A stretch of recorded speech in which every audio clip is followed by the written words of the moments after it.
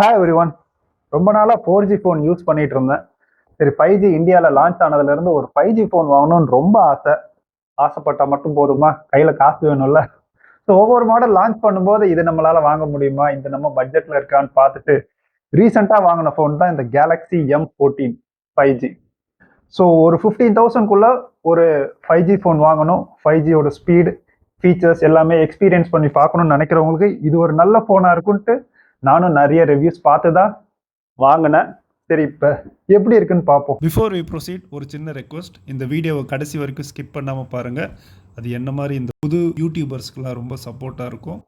Let's start with the unboxing. என்னடா இருக்கிற ஐட்டத்தை பார்த்து ஒரு ஃபோன் வாங்கினா இவ்வளோ ஐட்டம் ஃப்ரீயாக கொடுக்குறாங்களான்னு நினச்சிக்காதீங்க. ஃபோனில் எப்பயுமே ஃபோன் மட்டும்தான் இருக்கும். இதெல்லாம் நம்ம அடிஷ்னலாக காசு போட்டு தான் வாங்கணும். நான் அடிஷ்னலாக என்ன வாங்கினேன்னா ஒரு சார்ஜர், அப்புறம் ஒரு மொபைல் கேஸ், அப்புறம் ஒரு டெம்பர் கிளாஸ், 3 சொந்த காசு போட்டு வாங்கினேன். இதோட ரிவ்யூ வேணால் சொல்லுங்கள், நம்ம எடுத்து போட்டுடலாம். பட் இப்போதைக்கு ஃபோனை மட்டும் பார்ப்போம். நான் வாங்கியிருக்கிறது பார்த்தீங்கன்னா Samsung Galaxy M14 5G. Colour வந்து ஸ்மோக்கி டீல். இது 6GB RAM model, 128 internal storage வந்துடும், 6000 mAh பேட்ரி வந்துடும். அது போக 5 nm எக்ஸினோஸ் ப்ராசஸர் வருது.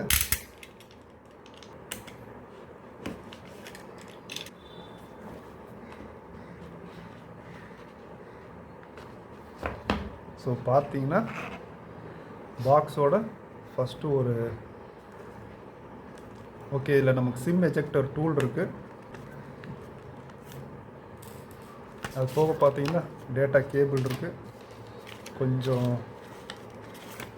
பேப்பர் ஒர்க்ஸ் இருக்குது, நம்மளோட ஃபோன் இருக்குது. ஓப்பன் பண்ணிடலாமா? ஸோ கலர் பார்த்தீங்கன்னா ஸ்மோக்கி டீல். இப்போ கவரை பிரிச்சிடலாம்.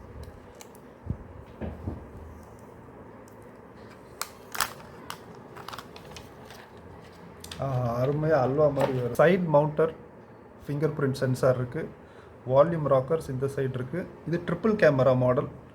ஸோ இதே மாதிரி M14 5Gன்னு விட்டுருக்காங்க. ஸ்பெக் ஆல்மோஸ்ட் சேம் தான், பட் அது வந்து டபுள் கேமராவோட வருது. This is triple camera model. இது ஒரு ஹைப்ரிட் சிம் ஸ்லாட். இதில் நம்ம 2 ஸ்லிம் போட்டுக்கலாம், ப்ளஸ் ஒரு மெமரி கார்டு வச்சுக்கலாம். ஸோ ஆன் பண்ணி பார்த்துடலாம்.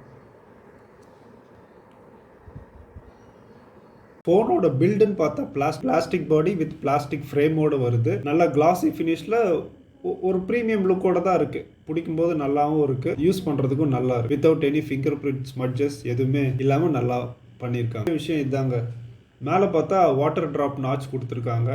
இப்போ வர 10,000 ரூபா ஃபோன்லேயே நல்லா பின் ஹோல் நாச்செல்லாம் கொடுத்து சூப்பராக பண்ணுறாங்க. பட் சாம்சங் ஏன் இனியும் இதை மாற்றாமல் இருக்காங்கன்னு தெரியல. அதே மாதிரி கீழே இருக்க பெசல் பார்த்தா அதுவும் நல்லா பெருசாக இருக்குது. ஸோ இது ரெண்டையும் ப்ராபப்ளி 15,000 ரூபா கொடுத்து வாங்கும்போது இது கொஞ்சம் நல்லா இருக்கலாம்னு தோணுது, வேறு ஒன்றும் இல்லை. இந்த ஃபோனில் இன்னொரு ஃபீச்சர் பார்த்தீங்கன்னா 206 கிராம் வெயிட்டு. பட் நம்ம கையில் பிடிக்கும்போது அந்த 206 கிராம் வெயிட் இருக்கிறதே ஃபீல் பண்ண முடியலைங்க. ரொம்ப லைட்டாக தான் இருக்குது. ஏன் லைட்டுன்னு சொல்கிறேன்னா 6000 mAh பேட்ரி இருக்குங்க. அவ்வளோ ஹெவி பேட்ரி கொடுத்துமே இந்த ஃபோன் யூஸ் பண்ணும்போது நல்லா லைட்டாக தான் இருக்குது. டாப்பில் பார்த்தீங்கன்னா செகண்டரி நாய்ஸ் கேன்சலேஷன் மைக் கொடுத்துருக்காங்க. கீழே பார்த்தீங்கன்னா primary mic, charging 3.5 mm audio jack இருக்குது. அது போக டவுன் ஃபயரிங் மோனோ ஸ்பீக்கர்ஸ் இருக்குங்க. இப்போ கேமரான்னு பார்த்தா ஃப்ரண்ட்டில் ஒரு 13 மெகா பிக்சல் செல்ஃபி கேமரா இருக்குது. பின்னாடி பார்த்தா ஒரு 50 mega pixel primary camera, plus ஒரு 2 mega pixel depth camera, plus ஒரு 2 மெகா பிக்சல் மேக்ரோ கேமரா கொடுத்துருக்காங்க. இதோட சாம்பிள்ஸ்லாம் நான் போடுறேன்.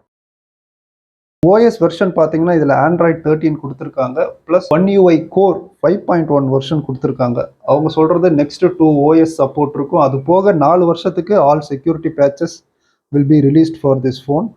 ஸோ அந்த விதத்தில் சாம்சங் நம்பி வாங்கலாம். ஸோ நெக்ஸ்ட் 4 வருஷத்துக்கு சாஃப்ட்வேர் பற்றி எதுவும் கவலைப்பட வேண்டாம். இதில் இன்னொரு அடிஷ்னல் ஃபீச்சர் என்னென்னா ரேம் ப்ளஸ் அப்படின்னு ஒரு ஃபீச்சர் அனௌன்ஸ் பண்ணியிருக்காங்க. அதாவது என்னென்னா இதில் இன்டர்னலாக it comes with 6GB RAM. In fact அது பத்தலை, அடிஷ்னலாக எதாவது தேவைப்படுன்னா இது அடிஷ்னலாக ஒரு 6GB ரேமை வந்து நம்ம இன்டர்னல் ஸ்டோரேஜ்லேருந்து அலோகேட் பண்ணிக்கும். ஸோ டோட்டலாக 12GB ரேமோட ஒர்க் பண்ணோம்.